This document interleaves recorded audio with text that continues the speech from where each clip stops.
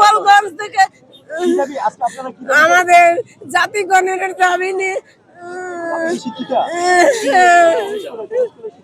আমি গোবেরডাঙ্গা দক্ষিণ পাড়া প্রাথমিক বিদ্যালয়ের শিক্ষিকা। এখন কান্না করছেন কেন, কি হয়েছে? আমি হারতে পারছি না, আমার কোমরে বানানে আমাকে লাঠি চার্জ করেছে।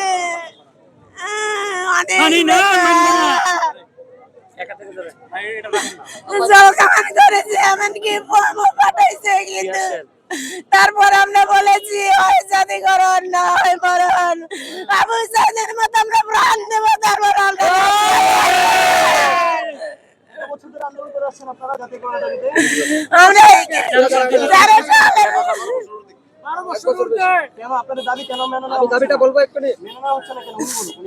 আমাদের সেই বাপ করা স্কুল গুলা রয়ে গেছিল, হয়তো ভিজিট হয়েছিল না,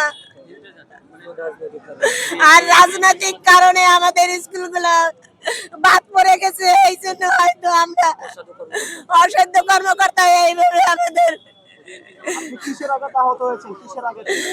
জল কামান আর ওই পুলিশের লাঠি চার্জ করেছে, আমার কোমর ভেঙে দিয়েছে।